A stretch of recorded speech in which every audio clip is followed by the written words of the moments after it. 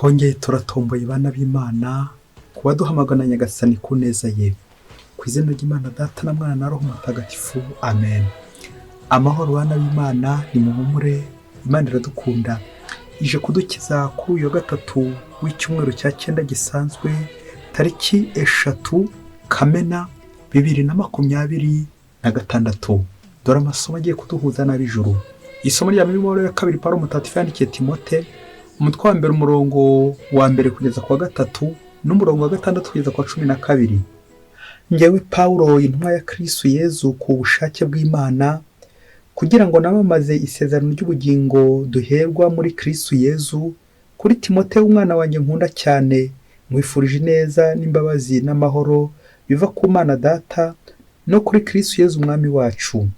Murashimira Imana nkorera n'umutima ukeye, nk'uko abasokuruza banjye babigenjeje, kandi simpwema kuyambaza ijoro n'amanywa nkuzirikana. Nicyo gituma ngusabye kwivugururamo ingabire Imana gushyizemo, igihe nguramburiyeho ibiganza. Koko rero Imana ntiyaduhaye umutima wuje ubwoba, ahubwo yaduhaye umutima wuje imbaraga, urukundo no kwitsinda. Ntuzagire rero isoni zo kubera umwami wacu umuhamya, cyangwa se ngo ugire isoni kubera ngewe ufunzwe ari we nzira, ahubwo ujye ufatanya nanjye kuruhira inkuru nziza, ushyigikiwe n'imbaraga z'Imana.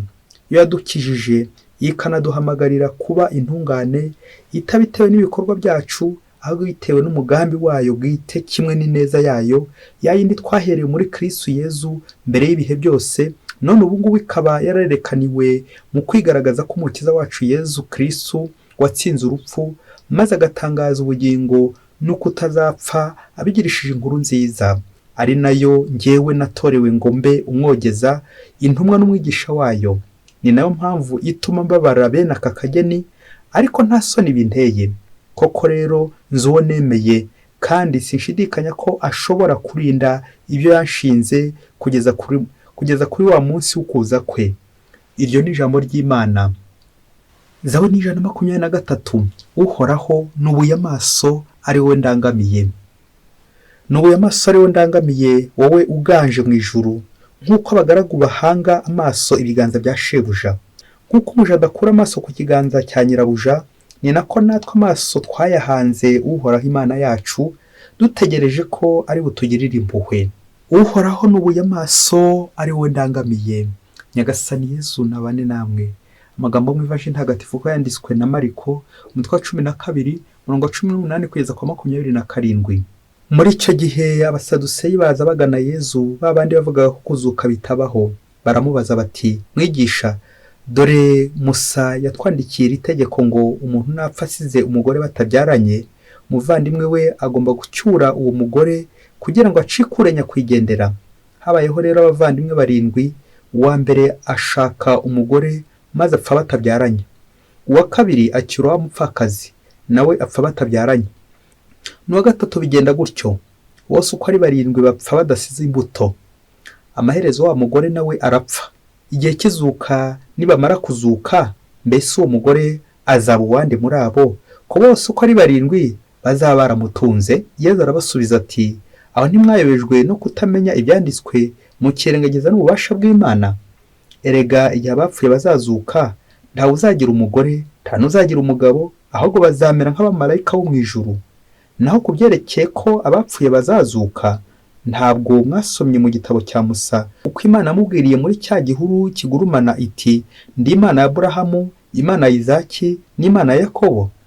Ntabwo rero Imana ari iy'abapfuye, ahubwo ni iy'abazima. Mwarayobye cyane. Iyo ni Ivanjili ntagatifu.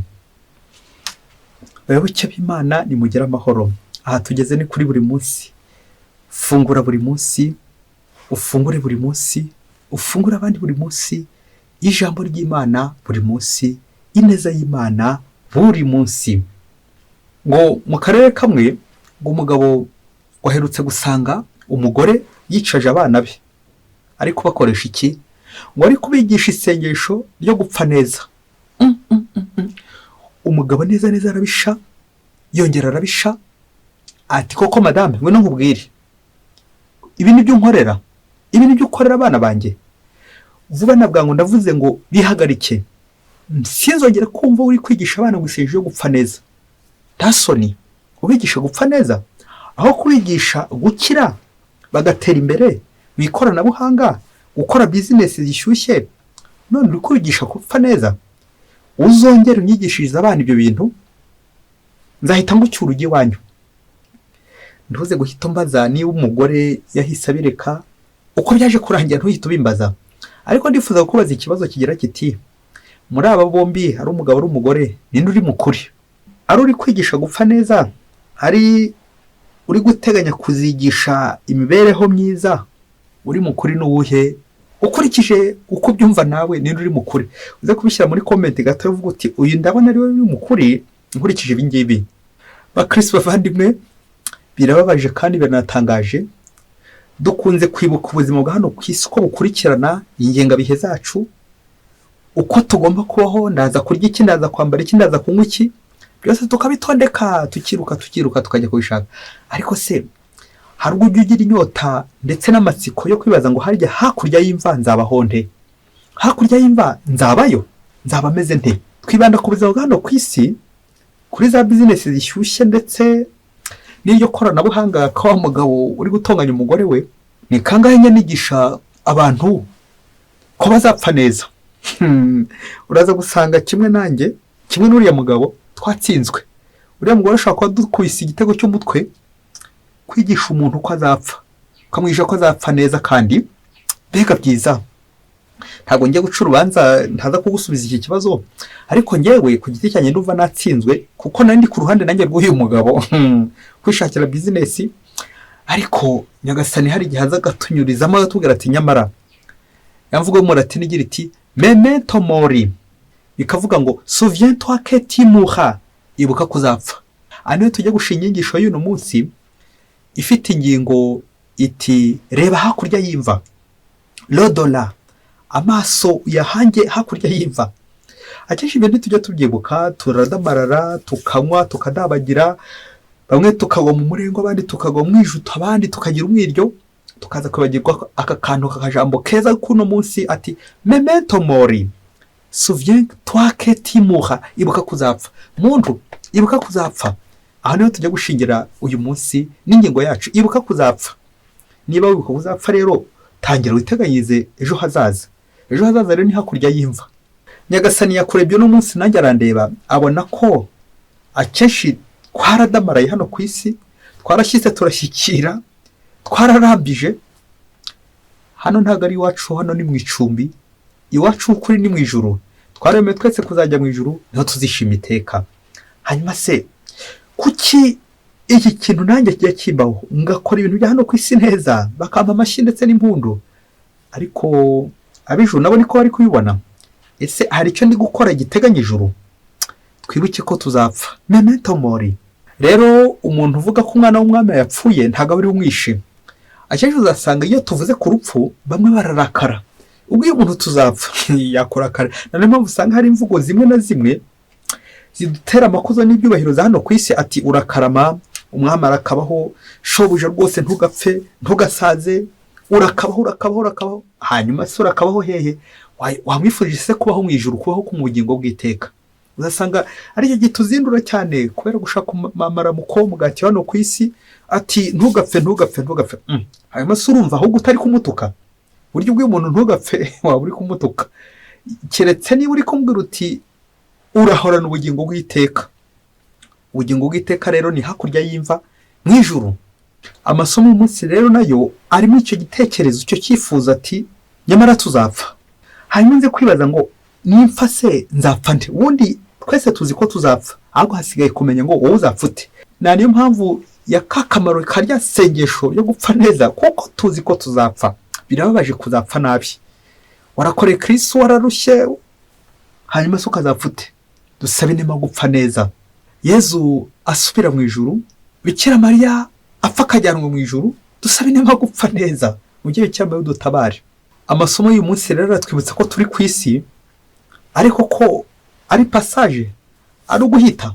Mu gutwibutsa ko tuzapfa, ko tugomba kwitegura hano ku isi, Paulo Mutagatifu afite uburyo yabinyujije kwa Timote, natwe agira ngo atubwiriremo.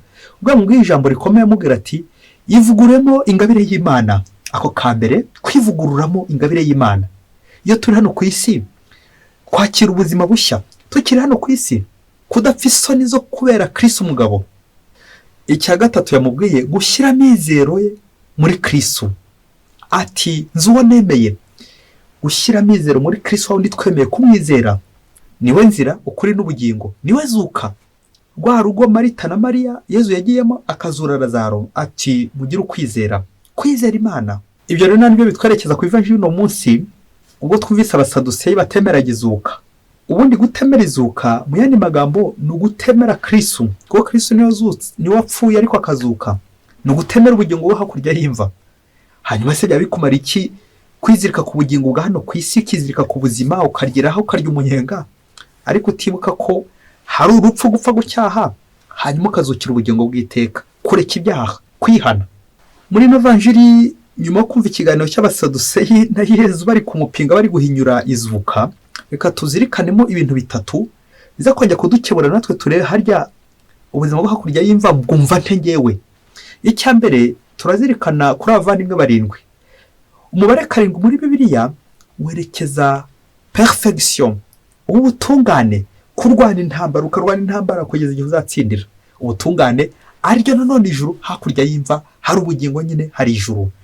Abavandimwe rero barindwi nabo nta kindi bakeneye usibye ijuru. Babuze iki? Bafite ubuzima bwa hano ku isi ariko bakeneye iki? Bakeneye ijuru. Icya kabiri ni kondisiyo, imyitwarire igomba kubaranga kugira ngo bajye mu ijuru. Ko mu ijuru nta mugore, ko mu ijuru tutajyana y'abagore, tutajyana y'abagabo, tutajyana y'abana, tutajyana y'ibintu, tutajyana yo business zacu, tutajyana ikoranabuhanga, ahubwo ko tujyana y'ubuntu bw'Imana. Ni ukuzinuka ibintu ndetse n'abantu tukakira ubuntu bw'Imana. Icyo nicyo abantu bajyana mu ijuru. Icya gatatu ni ukwishushanya, ni nk'abamarayika. Umurimo w'abamarayika n'uwuhe? Ni ukuzirikana, gusingiza Imana, kuramya Imana, gupfukama, kureba Imana. Ako kantu umubyeyi we, kureba Imana, kubana n'Imana. Mu ncamake ubuzima bw'umukristo ari hano ku isi ari kwitegura ijuru ushingiye kubana n'Imana. No mu ijuru rero no kubana n'Imana nk'umumarayika nyine, udakora nabi, ukora neza buri gihe. Kuko umuntu wese ukora neza, umuntu wese uri kumwe n'Imana buri gihe bari gukora neza, kuko Imana iratunganye. Ngiryo rero ijuru, aho umuntu atongera guhangayika, guhihibikanira ibya hano ku isi, aho umuntu atongera kugendera mu irari n'iraha ry'isi, ahubwo akanyurwa n'uburanga bw'Imana, akanyurwa no kureba Imana, akanyurwa n'uko ari kumwe n'Imana. Alleluia, amen. Mu gusoza ino nyigisho y'uno munsi ikwibutsa ko uzapfa nanjye nzapfa, memento mori, hari n'imvugo y'umulatini igira iti sic transit gloria mundi, ainsi passe la gloire du monde. Ngo nuko amakuzo y'isi ahita, twese tuzapfa, uhora ubyibuka. Reka dusoreze gutuntu tubiri tuza kugukebura nawe urebe uburyo yibikanira ibintu bya hano ku isi, urebe nuko ari byo shyize mu mizero yawe, wasanga nawe uri mu batajya bibuka ko uzapfa. Niyo mpamvu gikomeza ukora nabi, niyo mpamvu gikomeza mu ngeso mbi, uburayi, ubusinzi, kwandavura, kugambana, kwica, gukora nabi n'izindi ngeso mbi zose zikwibasiye. Kubera iki? Nturi kwibuka kuzapfa. Icya mbere twongere turebe hakurya y'imva, umuntu wapfuye. Hari igihe umuntu apfa neza neza abantu tukarira, urimo nanjye ndimo, ati umuntu aragiye koko, ese ko yanyitagaho, ko ari wari untunze, ko naringizwe nawe, hari undi uzaboneka hano ku isi uzanyitaho? Ntabwo ndabyakira. Uyu muntu aragiye ariko sindabyakira. Aha, uko kutabyakira rero ni ikimenyetso simusiga cyuko kigundira nawe ubuzima bwa hano ku isi. Ati Imana yaba yarimugaruye we, koko Imana yatorikaga n'umuntu neza neza kwirimba. Hari abantu bafite ibyo bitekerezo bati Imana yamugaruye koko, iyo ngere mugaruye yakoraga neza, yatwitagaho nyine. Ubike ko nyine Imana ihamagara beza. Imana ihamagara beza. None rero nawe ongera utekereze, niba nta bantu wiziritseho, ukaba wariziritse kuri mama wawe, kuri papa wawe, ku muturanyi wawe, ku nshuti yawe, ati koko aragiye, ukarira. Nibyo koko umuntu iyo yapfuye ugomba kurira, ariko se ntagiye ujya wihanagura wowe? Fata mushwari yawe rero, fata agatambaro kawe, nubona umuntu arize, nubona umuntu apfuye urire, ariko uze no kwihanagura, umurekure agende, kugira ngo umurekurire Imana, we kumugundira. uko kugundira abantu rero byerekeza ko kugundira abantu bapfuye byerekeza ku Imana nyine ushaka kuyinda Imana y'abapfuye kandi ari Imana y'abazima nk'uko twabizikanye mu ivanjiri. Turekere Imana umwanya wayo. Umuntu yapfuye, igikurikiraho ntabwo ari amarira gusa tumukurikiza, ahubwo wa muntu tumurekere Imana twe kugundira, kuko natwe amaherezo tuzapfa. Wasanga wa muntu ari ukuduteguriza natwe ako kantu ujya ukazirikana ko nawe uzapfa none se ko wapfuye. Nawe rero uri umukandida ku rupfu, nanjye ndiwe. Icy'ingenzi ni uko twasigara dukora neza nk'abagiye kwakira izuka. Icya kabiri anacyo nsorejeho ngo ni umugore wari uhangayikishijwe n'umugabo we. Bishoboke ko umugabo yari afite imitungo myinshi ariko akaba ayikoresha nabi, agenda mu ngeso mbi z'uburaya. Mbese umugore ntamenye neza aho umugabo yashyize imitungo. Umugore bikamubaza cyane, bikamubaza bikomeye. Nuko umunsi umwe aza kumuhamagara ngo aramubaza ati ariko mbabarira umbwire, nupfa ngiye tuzaho imitungo yawe yashyize ntituzi ibyo wayitayemo ibyo wayishyizemo, nupfa njye n'abana uzadusiga he, tuzamererwa dute, uzadusigira iki? Ubwo umugore yarategereje ko byubuze amubwira ati dore konte nyabuneka, dore imibare y'ibanga. Ajya kumva umugabo ntacyo asubije. Umugabo sinzi ngo ukuntu yabyibutse, aramubwira ati hanyuma se wowe nuntanga gupfa bizangendekera bite? Kimwe kuri kimwe macenire neza. Umugore abura ahantu yakwirwa. Abayoboke b'Imana Yezu Kristo akuzwe. Hari igihe natwe tujya twibaza uko tuzabahuriye napfa, ariko twaza kwibagirwa ko dushobora gupfa mbere ye. Twese hari igihe tubona turi bazima tukavuga tuti kariya gasaza niko ejo kazapfa, uriya muntu urenge niwe uzapfa. Ariko se igihe ko bishobora kugera ukamutanga gupfa. Hari inkuru bajya bavugiraho bati niko muzi ko Yuda yatanze Yezu gupfa kandi yaramugambaniraga. Hanyuma se ntuzi ko Sawuli yatanze Dawudi gupfa? Ibyo uze kubizirikanaho, ntukajye gusa wishyira ahantu heza gusa ati ngewe ndacyakomeye, ndacyari umusore, nta kibazo ufite, ndi muzima. Urupfu ntiruteguza, ntirugira inshuti. Umva, buri wese n'umukandida. Memento mori, akajambo ze kugasubiraho uno munsi. Memento mori nuko kari mu Kilatini, memento mori, ibuka kuzapfa. Niyibutse ko nzapfa nanjye, ibyo biraza kundinda kwirata no kwigwizaho ibintu bya hano ku isi. Bityo mparanire n'iby'ijuru, nkore neza, nsenga nk'umumarayika, ndamya Nyagasani, ngumana n'Imana. Ubuzima bw'iteka ni ukugumana n'Imana, ni ukubana n'Imana iminsi yose. Mwese Imana ibaho umugisha. Imana Data na Mwana na Roho Mutagatifu. Amen. Padiri Masumbuko Ladislas wa Diyosezi ya Cyangugu.